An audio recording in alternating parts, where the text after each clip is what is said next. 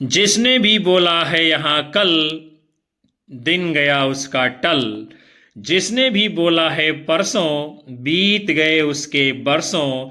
जिसने भी बोला है आज, वही करेगा दुनिया पे राज, वही करेगा दुनिया पे राज। नमस्कार आप सभी को, जय हिंद, वंदे मातरम। आप सभी लोग देख रहे हो दीपक लक्ष्य एजुकेशनल चैनल, जो चर्चाएं करता है सिर्फ आपके लक्ष्य पर, मंजिल पर। विद्यार्थियों जो मेहनत पे भरोसा करते हैं वो किस्मत की बातें कभी नहीं करते हैं। कुछ अच्छा बोलने से बेहतर है कुछ अच्छा करके दिखा दीजिए। अपनी मंजिल की ओर कदम बढ़ाते रहना है, हार मानने वाली सोच को दूर भगाते रहना है। हुनर तो कोई न कोई सब में होता है, बस किसी का इस दुनिया में छिप जाता है तो किसी का इस दुनिया के अखबारों में छप जाता है। जिंदगी भी आपकी एक कुल्फी की तरह है, चाहे उसे टेस्ट करो या वेस्ट करो, पिघल तो रही ही है। इसलिए टेस्ट करना सीखो, वेस्ट तो वैसे भी हो रही है। और जुड़ जाइए हमारे चैनल पर। पहली बार आए हो तो सब्सक्राइब कर बेल आइकन जरूर दबा लेना, जिससे आपको भी आगे की आने वाली कक्षाओं का नोटिफिकेशन समय समय पर मिलता रहे। कक्षा को आप सभी लोग ईमानदारी से एक बार लाइक कमेंट कर शेयर कर दीजिए। और बहुत ही धुआंधार सेशन होने वाला है आपके बीच में, जिसमें हम लोग संपूर्ण सूफी काव्य धारा को एक ही महामैराथन श्रृंखला में देखने वाले हैं। कक्षा को पूरा वॉच करिएगा। और आज के सेशन का बहुत ही शानदार और धमाकेदार प्रश्न आपकी आंखों के सामने है। क्या है प्रश्न आपका? काव्य पंक्तियां दी गई हैं और पूछा जा रहा है कि यह किस ग्रंथ से ली गई हैं। क्या है काव्य पंक्तियां, उसे हम लोग देखते हैं। छार उठाए लीन एक मुट्ठी, दीन उड़ाए पिरथमी झूठी। दीन उड़ाए पिरथमी झूठी। पद्मावत, चंदायन, आखिरी कलाम, रामचरितमानस। आप सभी लोगों को इस प्रश्न का सही जवाब करना है, सोच समझ करके अपना उत्तर देना है। यह काव्य पंक्तियां किस ग्रंथ से ली गई हैं। तो इस प्रश्न के जवाब में यदि विद्यार्थियों आप लोगों का उत्तर आ रहा है विकल्प ए, तो बिल्कुल सही माना जाएगा। ये काव्य पंक्तियां मलिक मोहम्मद जायसी जी के पद्मावत महाकाव्य से ली गई हैं। और चंदायन ये जो है मुल्ला दाऊद की रचना है। आखिरी कलाम ये भी जायसी की रचना है। और रामचरितमानस महाकाव्य जो कि अवधी भाषा में लिखा गया है, और किसकी रचना है ये? गोस्वामी तुलसीदास जी की। हम सभी लोग चलते हैं अगले क्रम की ओर। आपका प्रश्न है, आचार्य रामचंद्र शुक्ल प्रेमाख्यानक परंपरा की पहली रचना किसे मानते हैं? सत्यवती कथा, चंदायन, मृगावती, हंसावली। क्या होगा इस प्रश्न का सही उत्तर? आप लोगों को बताना है। तो यदि विद्यार्थियों आप लोगों का उत्तर आ रहा है इस प्रश्न के जवाब में विकल्प सी मृगावती, तो बिल्कुल राइट आंसर होगा। आचार्य रामचंद्र शुक्ल प्रेम आख्यानक परंपरा की पहली रचना मृगावती को मानते हैं। और ये मृगावती रचना विद्यार्थियों किसने लिखी है? तो उनका नाम क्या है? कुतुबन। क्या नाम है? कुतुबन। हंसावली ये जो है असायत कवि की रचना है। चंदायन मुल्ला दाऊद की रचना है। और सत्यवती कथा ये ईश्वरदास जी की रचना है। आगे चलेंगे हम सभी लोग, अगले प्रश्न को देखते हैं। निम्नलिखित में से काशिम शाह की रचना कौन सी है? हंस जवाहिर, चंदायन, सत्यवती कथा, मृगावती। आज के सेशन में एक एक प्रश्न का ऑपरेशन होने वाला है आप सभी के बीच में, इसलिए धैर्य बना करके कक्षा को देखिएगा। सेशन बहुत ही जोरदार तरीके से आपके बीच में चलने वाला है। तो क्या होगा, इस प्रश्न का सही जवाब आप लोगों को करना है विद्यार्थियों। यदि आप लोगों का इस प्रश्न के जवाब में उत्तर आ रहा है विकल्प ए, तो बिल्कुल सही माना जाएगा। यानी कि कासिम शाह की रचना का नाम क्या है? हंस जवाहिर। और सत्यवती कथा ये ईश्वरदास जी की रचना है। चंदायन मुल्ला दाऊद की रचना है। और मृगावती ये जो है किसकी? कुतुबंजी की रचना है। आगे चलते हैं। आपका प्रश्न है, निम्नलिखित में से कौन सा कथन पद्मावत के बारे में सही नहीं है? इसमें प्रेम के लोक धर्मी स्वरूप का चित्रण हुआ है। इसमें दोहा चौपाई शैली अपनाई गई है। ये भारतीय लोक कथा पर आधारित प्रबंध काव्य है। पद्मावत की काव्य शैली प्रौढ़ और गंभीर नहीं है। आप सभी को सही उत्तर करना है। तो क्या होगा विद्यार्थियों इस प्रश्न का आपका सही जवाब? तो यदि आप लोगों ने अपना उत्तर दिया है विकल्प डी, तो बिल्कुल राइट आंसर माना जाएगा। यही बात जो है मलिक मोहम्मद जायसी जी के पद्मावत महाकाव्य के बारे में सत्य नहीं है। क्या है इसमें? पद्मावत की काव्य शैली प्रौढ़ और गंभीर नहीं है। यानी क्या है? प्रौढ़ भी है और गंभीर भी है। फिर सही सही बातें क्या हैं उस पर भी हम लोग चर्चा करेंगे।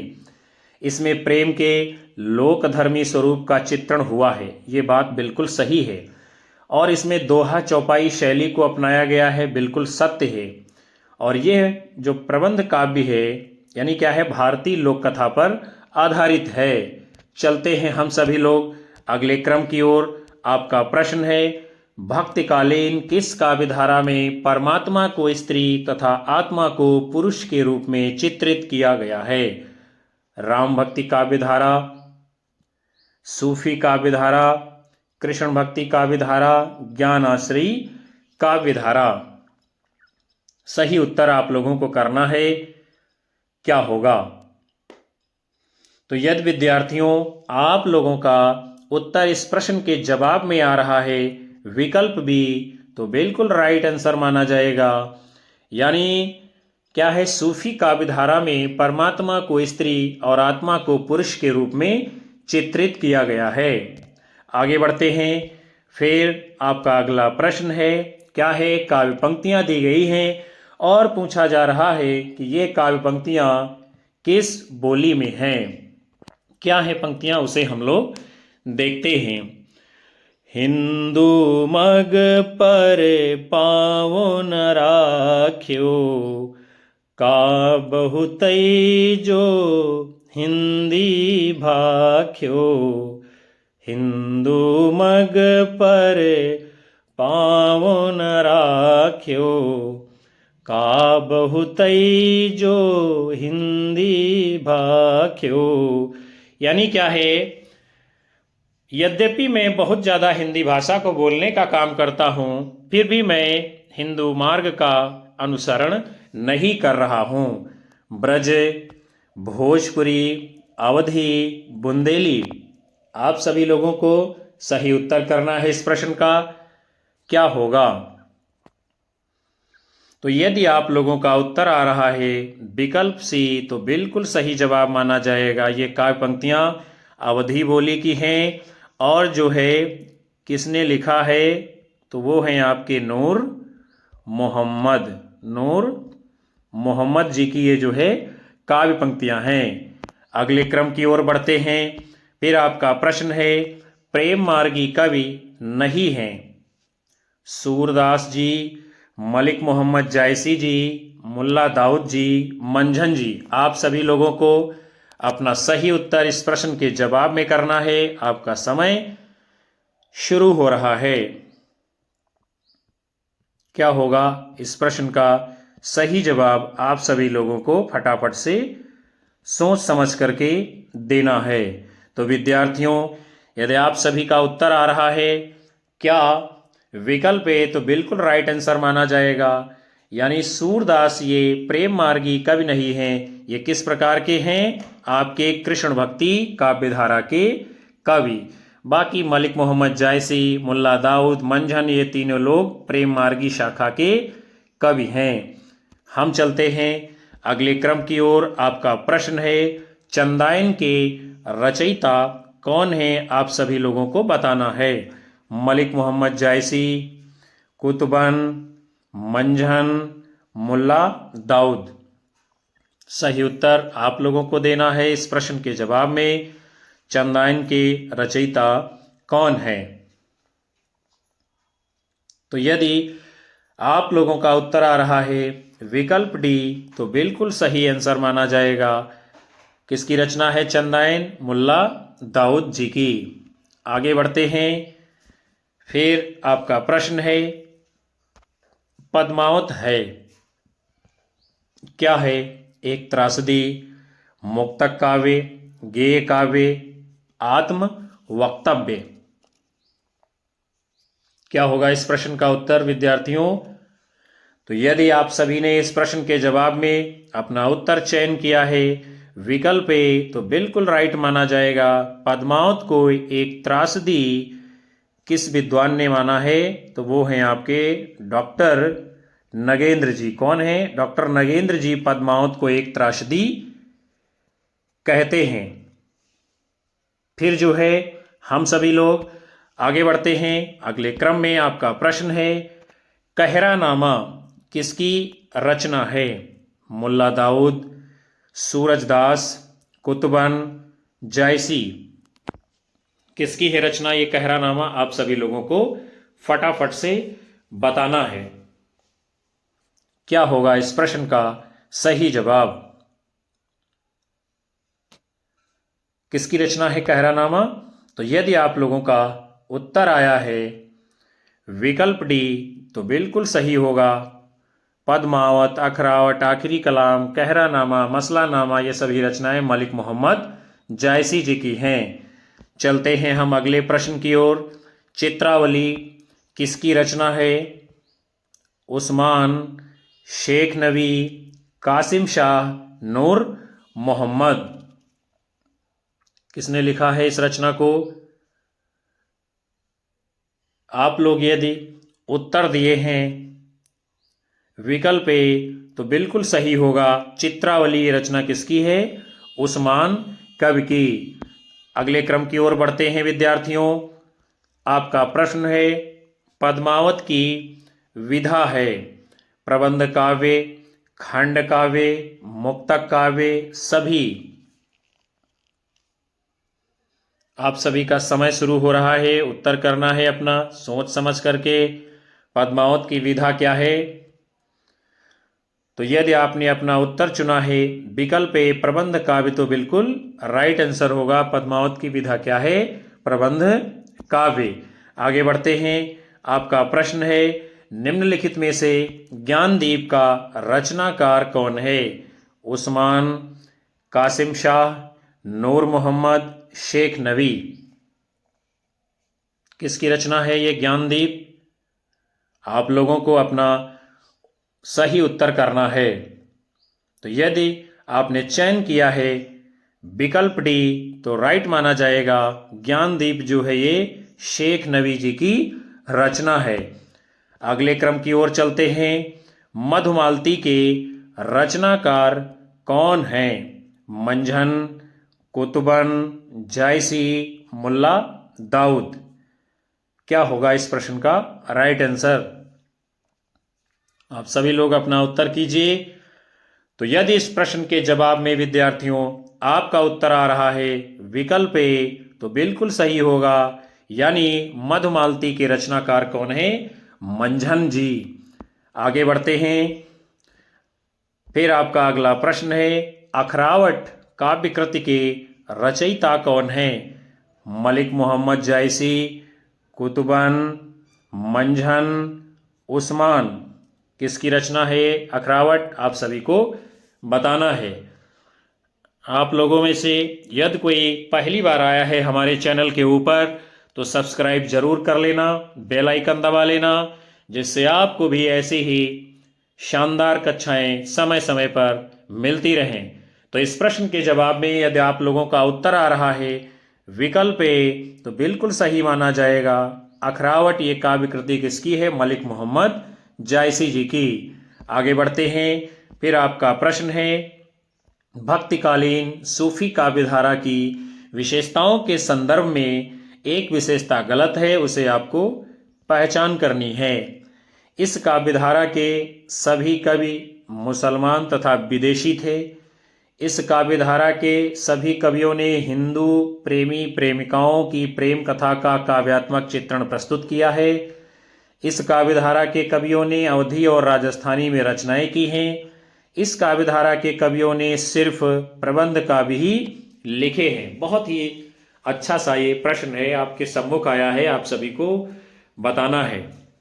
क्या है आपका सही जवाब, उसे आप लोगों को सोच समझ करके देना है। सूफी काव्यधारा की इनमें से कौन सी एक विशेषता नहीं है? तो विद्यार्थियों, यदि आप सभी का उत्तर आ रहा है विकल्प ए, तो बिल्कुल सही माना जाएगा। यानी क्या है, इस काव्यधारा के सभी कवि मुसलमान और विदेशी थे, यही बात गलत है। ना तो सभी कवि मुसलमान थे और ना ही विदेशी थे, इसीलिए ये बात सही नहीं है। और सही क्या क्या है उसको भी हम लोग देखते हैं। इस काव्यधारा के सभी कवियों ने हिंदू प्रेमी प्रेमिकाओं की प्रेम कथा का काव्यात्मक चित्रण प्रस्तुत किया है, ठीक है। इस काव्यधारा के कवियों ने अवधी और राजस्थानी में रचनाएं की हैं, बिल्कुल सही है। और इस काव्यधारा के कवियों ने सिर्फ प्रबंध काव्य ही लिखे हैं, ये भी बात बिल्कुल सत्य है। आगे बढ़ते हैं अगले क्रम की ओर। फिर आपका प्रश्न है, निम्नलिखित में से किस कवि ने सिर्फ अवधी भाषा में ही रचना की है? कबीरदास, सूरदास, तुलसीदास, मलिक मोहम्मद जायसी। क्या होगा इस प्रश्न का सही जवाब? आप सभी लोगों को फटाफट से बताना है। यानी ऐसा एक कवि इसमें से है जिसने सिर्फ जो है अवधी भाषा में ही काव्य रचना की है। तो यदि आप लोगों ने अपना उत्तर दिया है विकल्प डी, तो बिल्कुल सही होगा। यानी मलिक मोहम्मद जायसी जी ने सिर्फ अवधी भाषा में ही अपनी रचनाओं को लिखने का काम किया है। अगले क्रम की ओर बढ़ते हैं। आपका प्रश्न है, रौस्तुल हकायक के रचयिता कौन हैं? शेख नबी, कासिम शाह, नूर मोहम्मद, उस्मान। किसकी रचना है रौस्तुल हकायक? आप लोगों को अपना उत्तर देना है। क्या होगा इस प्रश्न का सही जवाब? तो विद्यार्थियों, यदि आप सभी का उत्तर आ रहा है विकल्प सी, तो बिल्कुल राइट माना जाएगा। रौस्तुल हकायक ये रचना किसकी है? नूर मोहम्मद जी की। आगे बढ़ेंगे हम सभी लोग अगले प्रश्न की ओर।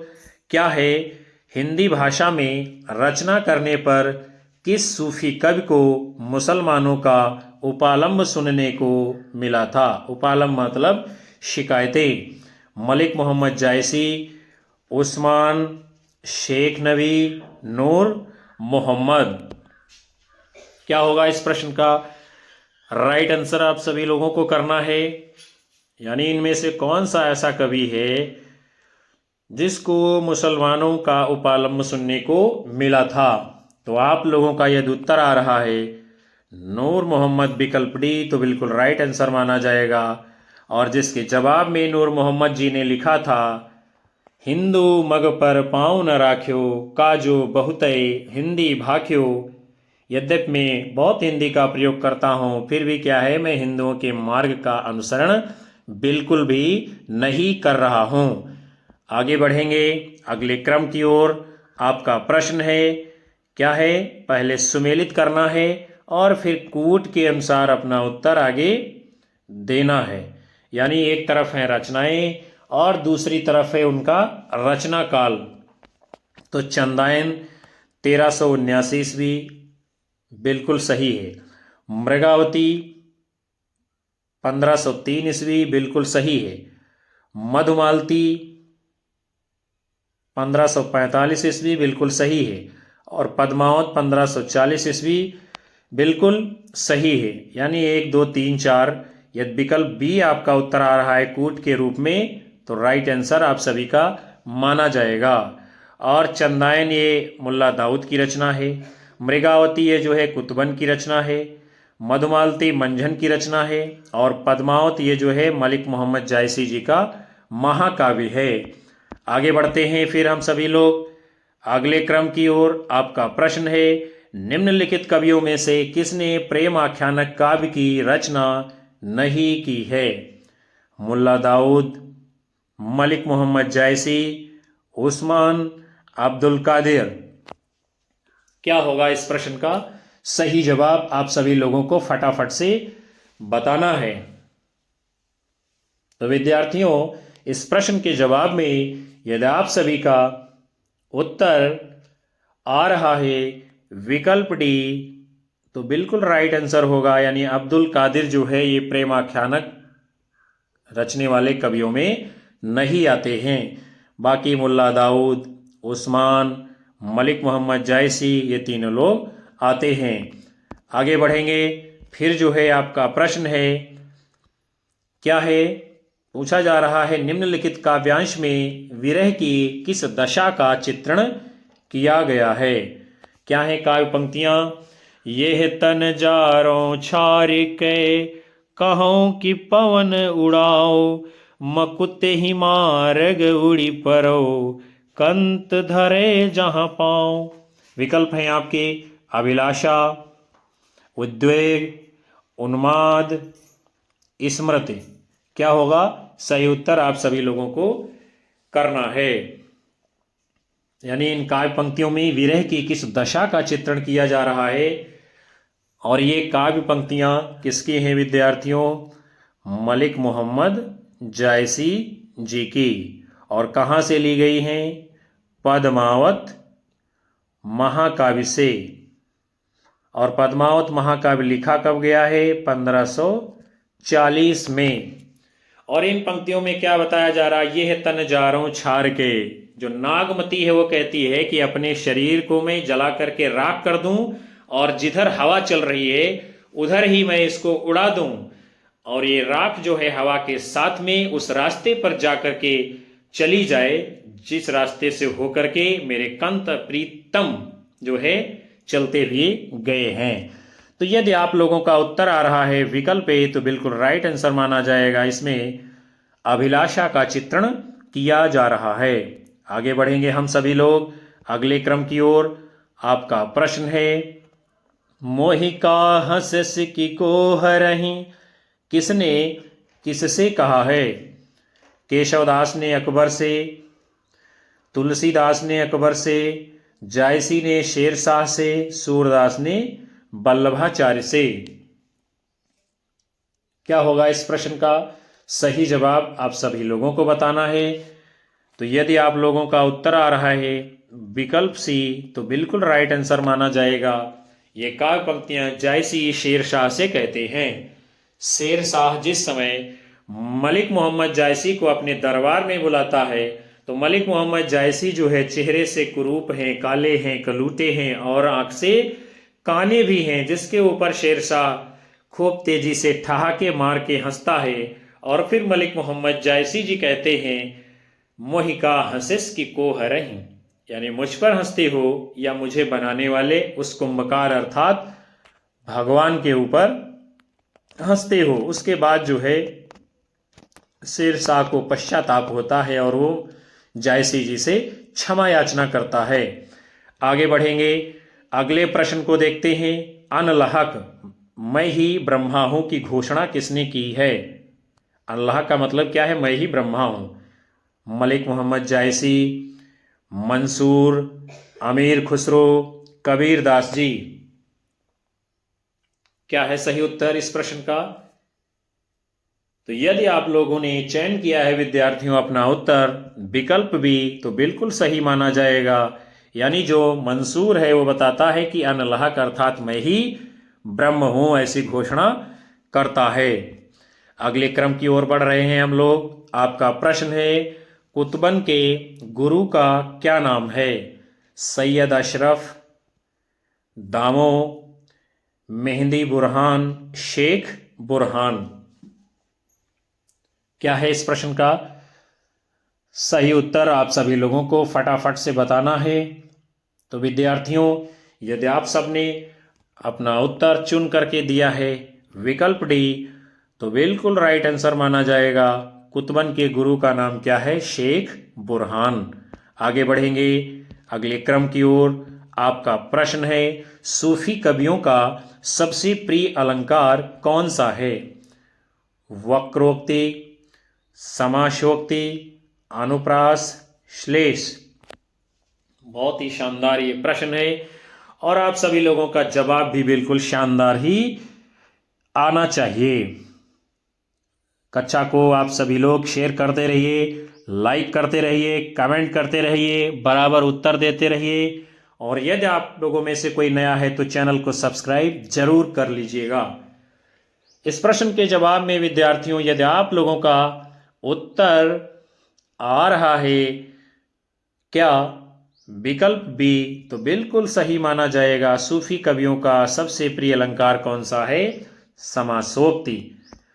अगले क्रम की ओर चल रहे हैं। आपका प्रश्न है, रस रतन के रचयिता हैं जान कवि, पुहकर, शेख नबी, शेख निसार। आप सभी लोगों को सही उत्तर करना है इस प्रश्न का। आपका समय शुरू होता है। रस रतन के रचयिता कौन है?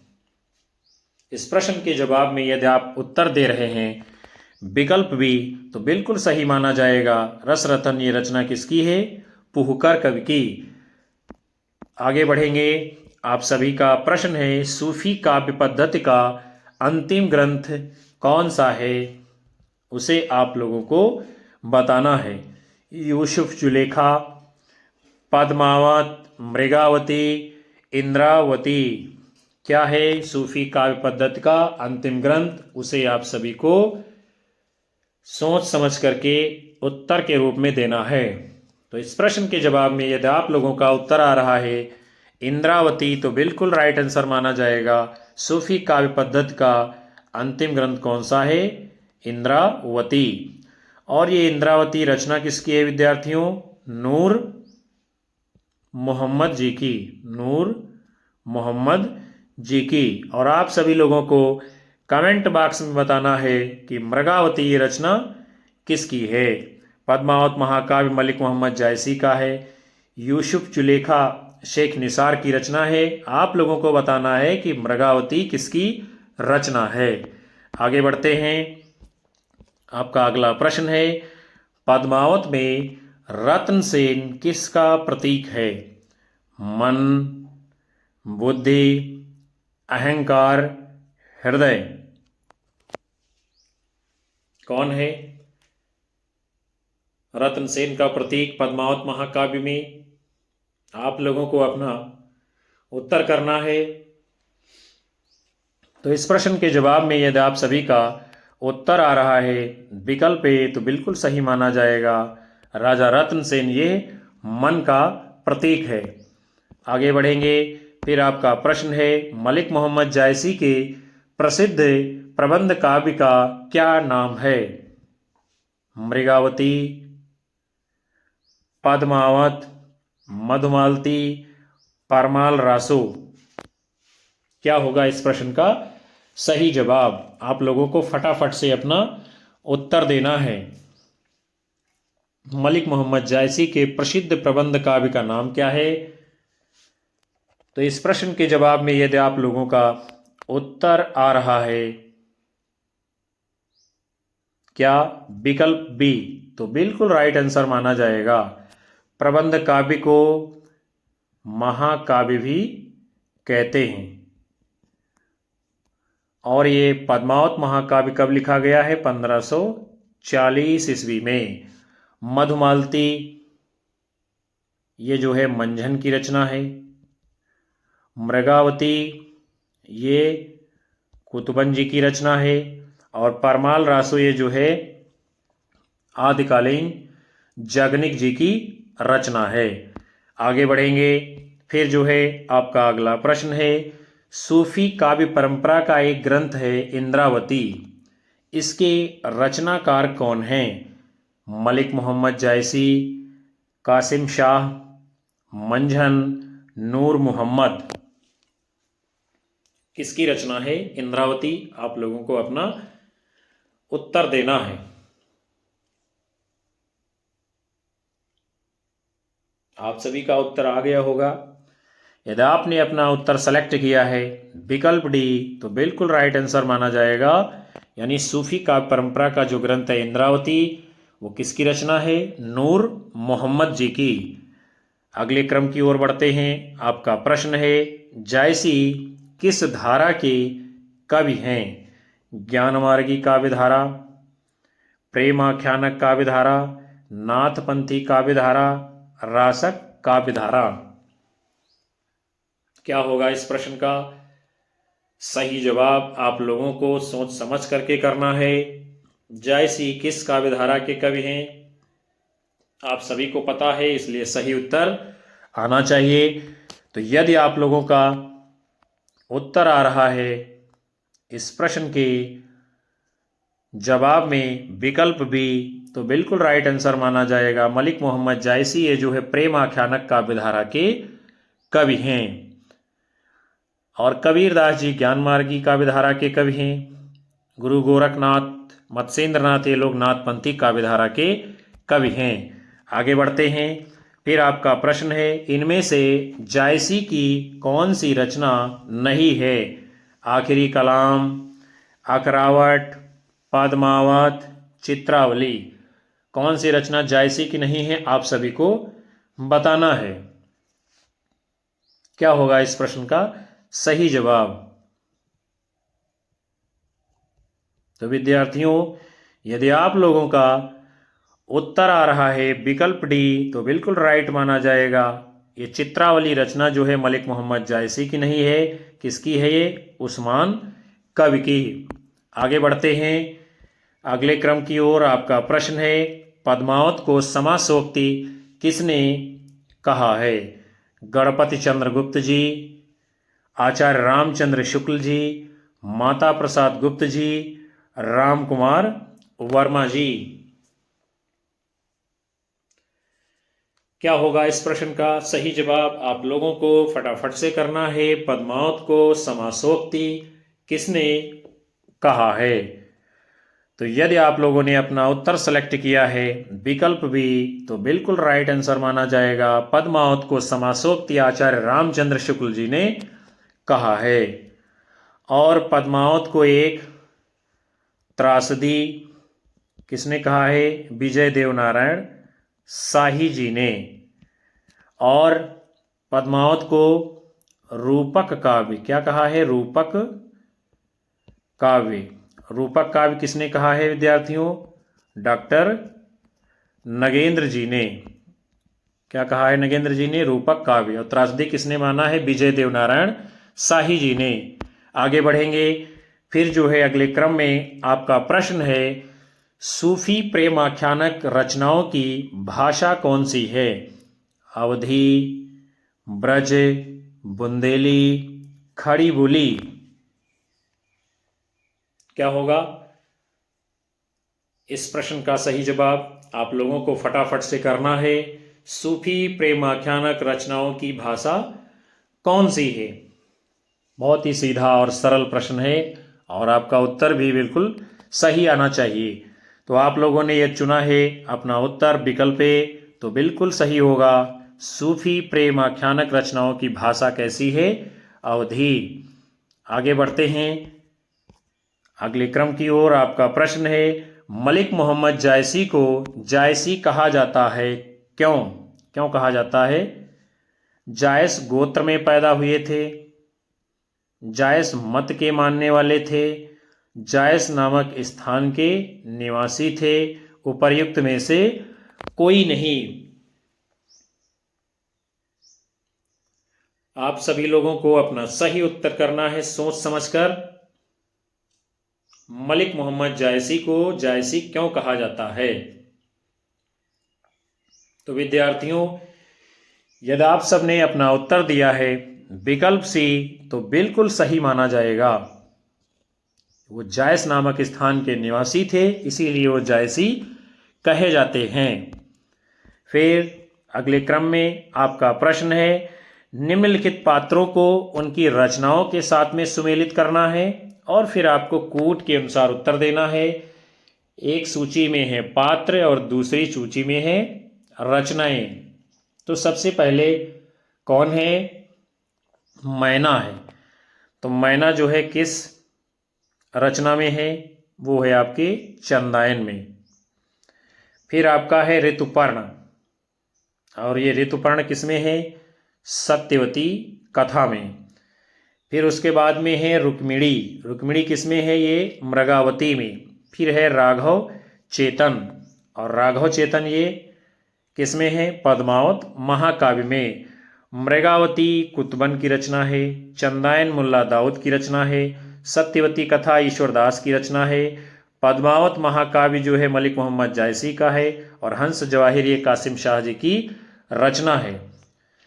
तो मिलान तो कर दिया गया है पात्रों का रचना के साथ में, लेकिन सही कूट क्या है इसमें? वो है आपका, यदि आप लोगों का उत्तर आ रहा है विकल्प ए, तो बिल्कुल राइट माना जाएगा। आगे बढ़ते हैं विद्यार्थियों। फिर आपका प्रश्न है, जायसी के श्रृंगार में मानसिक पक्ष प्रधान है, शारीरिक पक्ष गौड़ है। यह कथन किस आलोचक का है? रामचंद्र शुक्ल, विजय देव नारायण शाही, राम पूजन, श्याम मनोहर पांडे।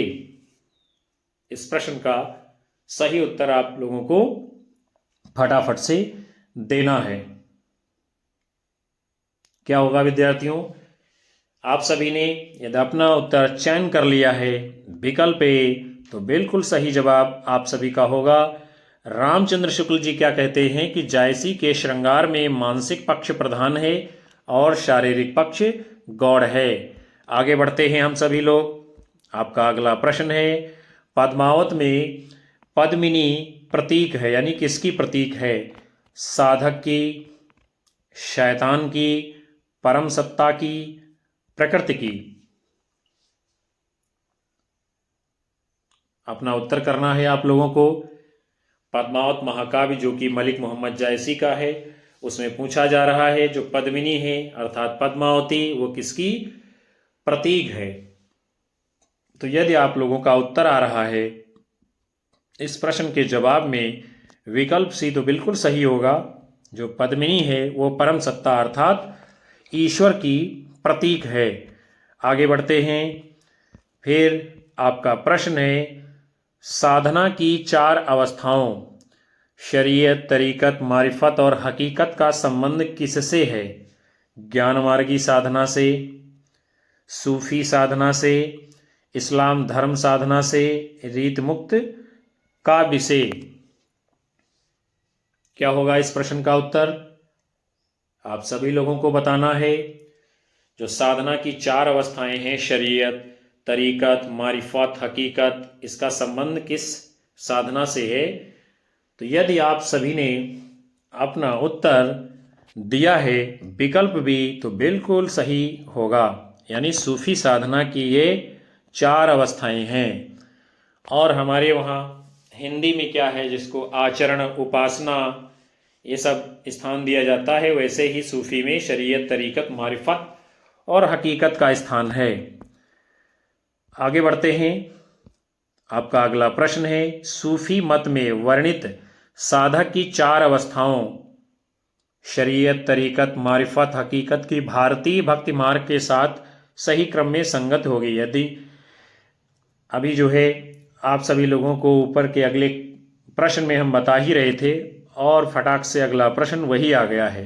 यानी सूफी साधना में जिसे शरीयत, तरीकत, मारिफत, हकीकत कहते हैं, वही भारतीय भक्ति मार्ग यानी सनातन की साधना में क्या कहा जाता है, उसको आपसे पूछा जा रहा है।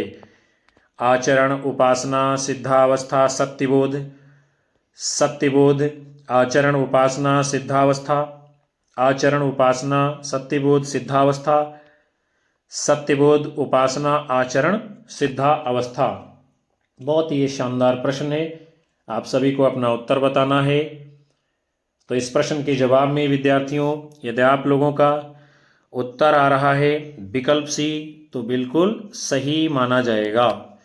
यानी सूफी साधना की जो 4 अवस्थाएं हैं शरीयत, तरीकत, मारिफत, हकीकत, उसे ही भारतीय भक्ति मार्ग की साधना में आचरण, उपासना, सत्यबोध, सिद्धावस्था कहा जाता है। यानी सूफियों में जो शरीयत है उसे ही हमारे भारतीय भक्ति मार्ग में आचरण कहा जाता है। जो तरीक़त है सूफियों में, उसे हमारे वहाँ उपासना कहा जाता है। जो मारिफत है सूफियों में, उसे हमारे वहाँ सत्यबोध कहते हैं। और जो हकीकत है, उसे हमारे भारतीय भक्ति मार्ग में सिद्धावस्था कहा जाता है। आगे बढ़ते हैं हम सभी लोग। अगले क्रम में आपका प्रश्न है, जायसीकृत पद्मावत है क्या है? पुराण काव्य, धर्म काव्य, रूपक काव्य, चंपू काव्य। क्या होगा इस प्रश्न का सही उत्तर? आप लोगों को फटाफट से बताना है। जायसीकृत पद्मावत क्या है? तो इसका उत्तर क्या होगा विद्यार्थियों? यदि आप सबने अपना उत्तर सेलेक्ट करके दिया है विकल्प सी, तो बिल्कुल सही है। यानी जायसी के पद्मावत महाकाव्य को रूपक काव्य भी कहा जाता है। और इसको रूपक काव्य किसने कहा है? तो वो हैं आपके डॉक्टर नगेंद्र जी। कौन हैं? डॉक्टर नगेंद्र जी। आगे बढ़ते हैं हम सभी लोग अगले प्रश्न की ओर। क्या है प्रेम आख्यानक काव्य परंपरा की प्रमुख रचनाओं का सही क्रम क्या होगा? उसे आप लोगों को बताना है। चंदायन, मृगावती, पद्मावत, मधुमालती। मधुमालती, मृगावती, चंदायन, पद्मावत। पद्मावत, चंदायन, मृगावती, मधुमालती। मृगावती, पद्मावत, मधुमालती, चंदायन। प्रकाशन वर्ष के अनुसार जो है आपको सही क्रम में लगाना है और आप लोगों को अपना उत्तर देना है। क्या होगा विद्यार्थियों? आप सभी का जो है समय शुरू होता है।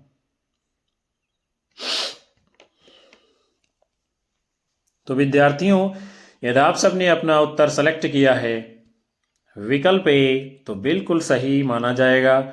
यानी पहले चंदायन आएगी, उसके बाद में मृगावती, उसके बाद में पद्मावत, उसके बाद में मधुमालती। क्यों आएगी, कैसे आएगी, इसको भी हम लोग देखते हैं। जो चंदायन रचना है मुल्ला दाऊद की है और इसका समय है 1379 ईस्वी। फिर जो है मृगावती जो है ये कुतुबन की रचना है, इसका समय है 1501 ईस्वी। फिर पद्मावत महाकाव्य मलिक मोहम्मद जायसी जी का है, इसका समय क्या है 1540। और फिर मधुमालती ये मंझन कवि की रचना है और इसका समय क्या है 1545। इसी प्रकार जो है आपका ये उत्तर सही माना गया है। आगे बढ़ते हैं हम सभी लोग अगले क्रम की ओर। आपका प्रश्न है, आचार्य रामचंद्र शुक्ल ने प्रेम आख्यानक काव्य परंपरा का जो है प्रथम कवि किसे माना है? आप सभी को बताना है। मंझन, जायसी, मुल्ला दाऊद, कुतुबन। क्या होगा इस प्रश्न का सही जवाब? आप लोगों को सोच समझ करके देना है। आचार्य रामचंद्र शुक्ल ने प्रेम आख्यानक काव्य परंपरा का प्रथम कवि किसे माना है? क्या होगा उत्तर इसका विद्यार्थियों? तो यदि आप सभी का उत्तर आ रहा है विकल्प डी, तो बिल्कुल सही होगा। आचार्य रामचंद्र शुक्ल जो है कुतुबन को प्रेम आख्यानक काव्य परंपरा का प्रथम कवि मानते हैं। आगे बढ़ेंगे। आपका अगला प्रश्न है, कौन सी कृति जायसी जी की है? मधुमालती, मृगावती, कान्हावत, अनुराग बांसुरी। आपका समय शुरू होता है। आप सभी लोगों को अपना उत्तर देना है। कौन सी कृत इसमें मलिक मोहम्मद जायसी जी की है? आप लोगों में से यदि पहली बार कोई चैनल पे विजिट किया है तो सब्सक्राइब कर लीजिए, बेल आइकन दबा लीजिए, जिससे आपको भी आने वाली कक्षाएं सुगमतापूर्वक मिलती रहेंगी। तो यदि आप लोगों का उत्तर आ रहा है इस प्रश्न के जवाब में विकल्प सी, तो बिल्कुल सही होगा। मलिक मोहम्मद जायसी जी की रचना का नाम क्या है? कान्हावत। और मधुमालती रचना किसकी है? मंझन जी की। किसकी है? मंझन जी की। और मृगावती रचना किसकी है? कुतुबन जी की। कुतुबन जी की। और अनुराग बांसुरी ये रचना किसकी है? तो इसको लिखा है आपके नूर मोहम्मद जी ने, नूर मोहम्मद जी ने। आगे बढ़ते हैं विद्यार्थियों अगले क्रम की ओर। आपका प्रश्न है, निम्नलिखित रचनाओं को उनके कवियों के साथ में सुमेलित करना है और फिर आगे कूट के अनुसार आपको अपना उत्तर देना है। एक तरफ हैं रचनाएं और दूसरी तरफ हैं रचनाकार। तो सबसे पहले हंसावली रचना किसकी है? कवि असाहियत की। चंदायन रचना किसकी है? मुल्ला दाऊद की। सत्यवती कथा रचना किसकी है? ईश्वरदास की। मृगावती रचना किसकी है? कुतुबन कवि की। अब आपको जो है कूट के अनुसार अपना उत्तर करना है। तो सही कूट क्या होगा विद्यार्थियों? तो यदि आप लोगों का उत्तर आ रहा है विकल्प ए तो बिल्कुल राइट आंसर माना जाएगा। आगे बढ़ते हैं हम लोग अगले क्रम की ओर। अगले प्रश्न को देखते हैं, सूफी काव्य का उद्देश्य क्या है? प्रेम निरूपण, काव्य शास्त्र निरूपण, इस्लाम धर्म का प्रचार, राष्ट्रीय चेतना। क्या है सूफी काव्य का उद्देश्य? आप सभी लोगों को फटाफट से सोच समझकर उत्तर देना है। तो इस प्रश्न के जवाब में विद्यार्थियों यदि आप लोगों ने अपना उत्तर दिया है विकल्प ए तो बिल्कुल सही होगा। सूफी काव्य का उद्देश्य क्या है? प्रेम निरूपण करना। आगे बढ़ते हैं अगले क्रम में। आपका प्रश्न है, प्रेम चिनगारी किसकी रचना है? आप लोगों को बताना है। शेख निसार, शेख नबी, इब्न निशाती, नजफ अली। तो इस प्रश्न में है क्या विद्यार्थियों? कोई भी विकल्प उत्तर के रूप में सही नहीं है, क्योंकि जो प्रेम चिनगारी ये रचना है ये किसकी है? अली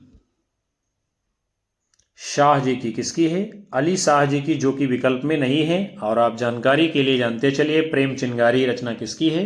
अली शाह जी की। आगे बढ़ते हैं हम लोग अगले प्रश्न को देखते हैं, निम्नलिखित रचनाओं को कवियों के साथ में सुमेलित करना है और कूट के अनुसार आगे आपको उत्तर देना है।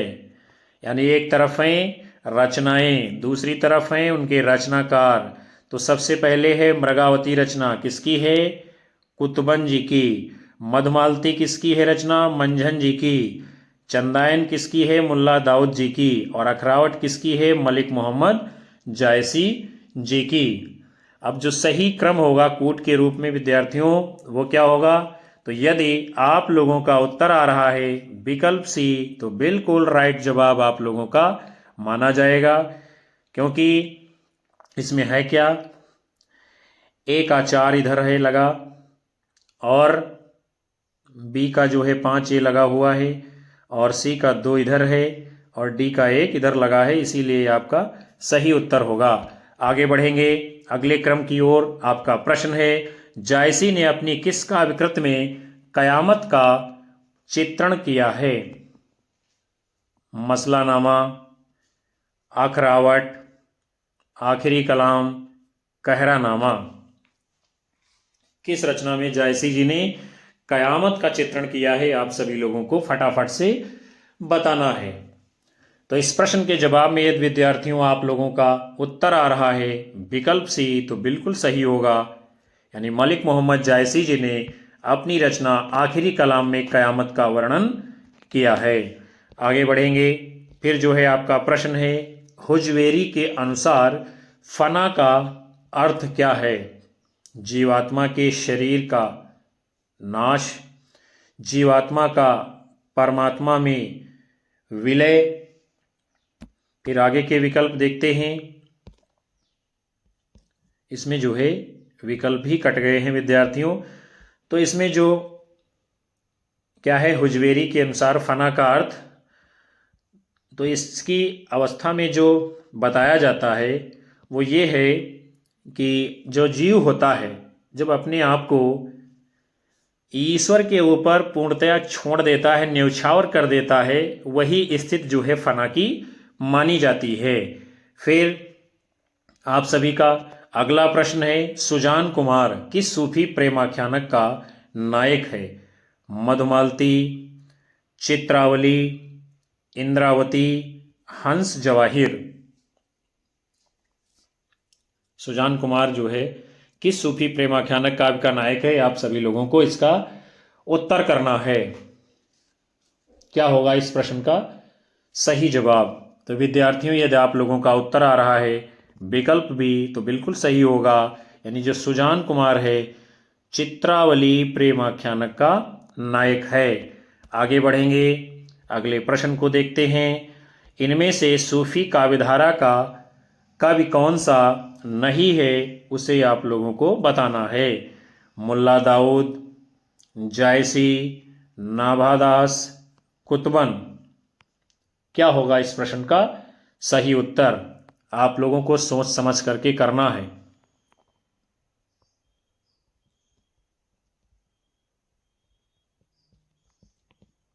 तो इस प्रश्न का उत्तर आप सभी ने विद्यार्थियों दे ही दिया होगा। आप लोगों ने यह चुना है अपना उत्तर विकल्प सी, तो बिल्कुल राइट माना जाएगा। नाभादास जी ये सूफी काव्यधारा में नहीं आते हैं, ये राम भक्ति शाखा के कवि हैं।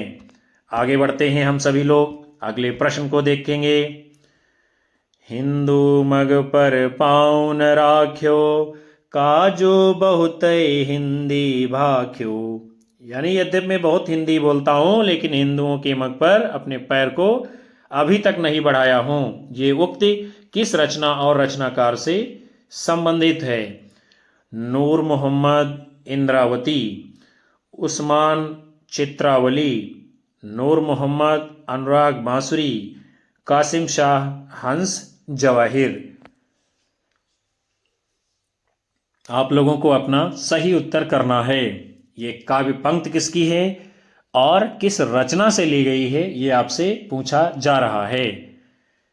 तो विद्यार्थियों, यदि आप लोगों ने अपना उत्तर सेलेक्ट करके दिया है विकल्प सी, तो बिल्कुल सही माना जाएगा। ये काव्य पंक्ति नूर मोहम्मद जी की है, जो कि अनुराग बांसुरी रचना से ली गई है। आगे बढ़ते हैं अगले क्रम की ओर। आपका प्रश्न है, पद्मावत के अनुच्छेदों का नाम है? सर्ग, कांड, खंड, अंक। यानी इस प्रश्न में ये आपसे पूछा जा रहा है कि पद्मावत को बांटा किसमें गया है? सर्गों में, कांडों में, खंडों में, अंकों में। तो क्या है आपका उत्तर? यदि आप सभी ने अपना उत्तर चयन करके दिया है विकल्प सी, तो बिल्कुल सही होगा।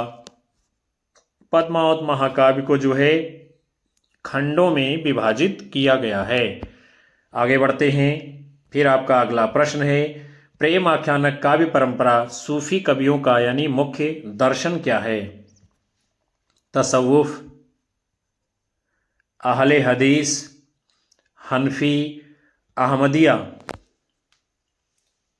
प्रेम आख्यानक काव्य परंपरा का मुख्य दर्शन क्या है, ये आपसे पूछा गया है। या आप कह सकते हैं इसको सूफी कवियों का मुख्य दर्शन क्या है। तो इस प्रश्न के जवाब में विद्यार्थियों, आप लोगों ने यदि अपना उत्तर चुना है विकल्प ए, तो बिल्कुल राइट आंसर माना जाएगा। सूफी कवियों का मुख्य दर्शन क्या है? तसव्वुफ।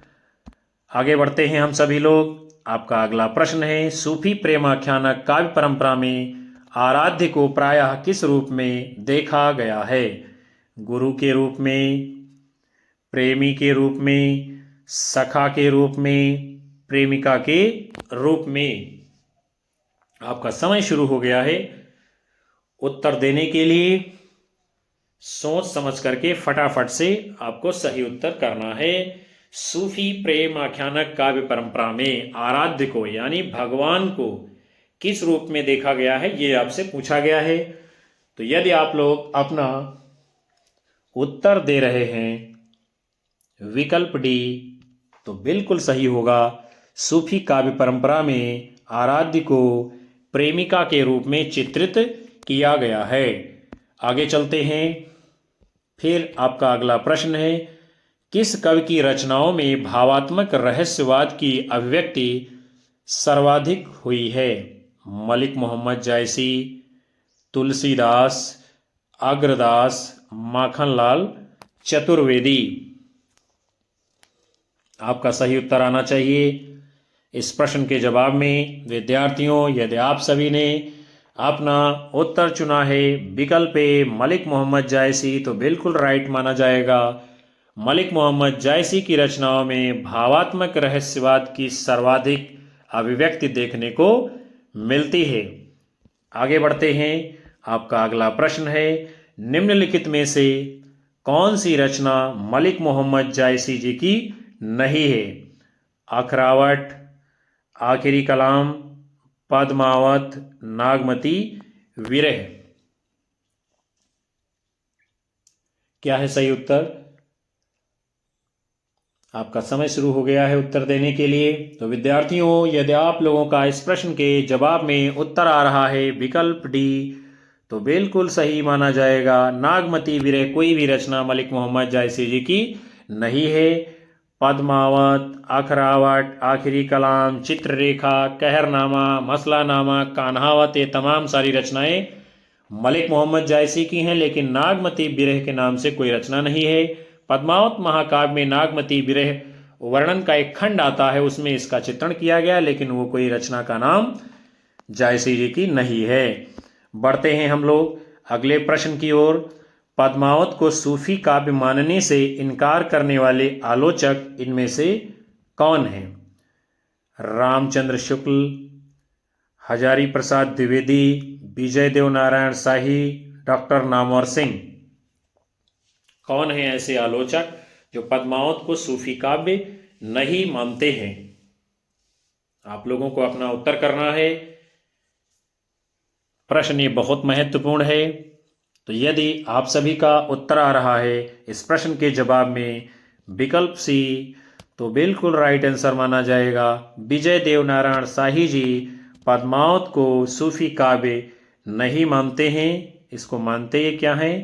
एक जो है ट्रेजेडी बताया है। क्या बताया है? ट्रेजेडी, अर्थात इसको कहते हैं त्रासदी। क्या कहते हैं? त्रासदी। आगे बढ़ते हैं फिर हम सभी लोग अगले प्रश्न को देखते हैं। क्या है? कुछ काव्य पंक्तियां दी गई हैं और पूछा जा रहा है शुक्ल जी के अनुसार उक्त पंक्तियों में प्रयुक्त चार बसेरे से क्या अभिप्राय है? तो सबसे पहले हम लोग जो है इन काव्य पंक्तियों को देखेंगे, उसके बाद जो है आगे के विकल्पों के ऊपर हम लोग नजर डालेंगे। क्या है इसमें? नानगरी काया विधि कीन्हा, नानगरी काया विधि कीन्हा, ले खोजा पावा ते चीन्हा, पै सुठी अगम पंथ बड़बाका, पै सुठी अगम पंथ बड़बाका, तस मार्ग जस सुई कनाका, तस मार्ग जस सुई कनाका। उपर्युक्त काव्य पंक्तियों में आचार्य रामचंद्र शुक्ल के अनुसार चार बसेरे से क्या अभिप्राय है, उसे हम लोग देखते हैं आगे विकल्पों में। क्या है? चार धर्मशालाएं, प्रत्याहार, धारणा, ध्यान, समाधि नामक योग के अंग हैं। शरीयत, तरीकत, मारिफत और हकीकत नामक चार सोपान। धर्म, अर्थ, काम, मोक्ष नामक चार पुरुषार्थ। इस कूट के अनुसार आप लोगों को अपना उत्तर करना है। तो विद्यार्थियों, यदि इस प्रश्न के जवाब में आप लोगों का उत्तर आ रहा है विकल्प बी, यानी बी और सी दो बातें सही हैं, तो बिल्कुल राइट आंसर माना जाएगा। क्या है इन दो बातों में? प्रत्याहार, धारणा, ध्यान, समाधि नामक योग के अंग हैं, यानी चार बसेरे में ये चार चीजें आती हैं। प्रत्याहार, धारणा, ध्यान, समाधि। और शरीयत, तरीकत, मारिफत, हकीकत, जो सूफी साधना के चार पड़ाव हैं, वो भी इन चार बसेरों में बताए गए हैं। अगले क्रम की ओर बढ़ते हैं हम सभी लोग। आपका अगला प्रश्न है, सूफी काव्यधारा के पहले कवि कौन हैं? आप सभी को बताना है। मलिक मोहम्मद जायसी, मुल्ला दाऊद, कुतुबन, मंझन कौन है सूफी काव्य धारा के पहले कवि? आप सभी लोगों को सोच समझ करके अपना उत्तर करना है। तो विद्यार्थियों, यदि आप सभी का इस प्रश्न के जवाब में उत्तर आ रहा है विकल्प बी, तो बिल्कुल राइट आंसर माना जाएगा। सूफी काव्य धारा के सर्वमान्य रूप से पहले कवि मुल्ला दाऊद जी माने जाते हैं और इनकी रचना का नाम क्या है? चांदायन। क्या है? चांदायन, जिसका समय जो है 1379 ईस्वी माना गया है और आचार्य रामचंद्र शुक्ल जो है इसका समय अलग बताते हैं। तो विद्यार्थियों, आज के इस महत्वपूर्ण सेशन को, जो कि हिंदी साहित्य का इतिहास के अंतर्गत सूफी काव्य धारा के ऊपर संबंधित था, यहीं पर समाप्त करते हैं, जिसमें आप सभी ने महामैराथन श्रृंखला के अंतर्गत सूफी काव्य धारा के लगभग सभी महत्वपूर्ण प्रश्नों को देखा है, जाना है, समझा है, चिंतन किया है, मनन किया है। मैं ऐसी आशा और उम्मीद दोनों करता हूं कि ये सत्र आपको अवश्य पसंद आएगा और ये प्रश्न आपकी आने वाली विभिन्न परीक्षाओं में जरूर पूछे जाने वाले हैं। कक्षा को लाइक कीजिए, कमेंट कीजिए, ज़्यादा से ज़्यादा शेयर करिए और अपने सभी साथी मित्रों को हमारे चैनल से जरूर जोड़ते रहिएगा। यही आपका प्यार होता है, हमारे लिए जो ऊर्जा प्रदान करता है, हमारा मनोबल बढ़ाता है, जिसके कारण हम बगैर रुकावट के लगातार आप सभी को कक्षाएं दे पाते हैं। हम जो है पुनः मिलेंगे आप सभी को एक नई कक्षा में। तब तक के लिए नमस्कार, जय हिंद, वंदे मातरम, बाय बाय, शुभ रात्रि आप सभी विद्यार्थियों को।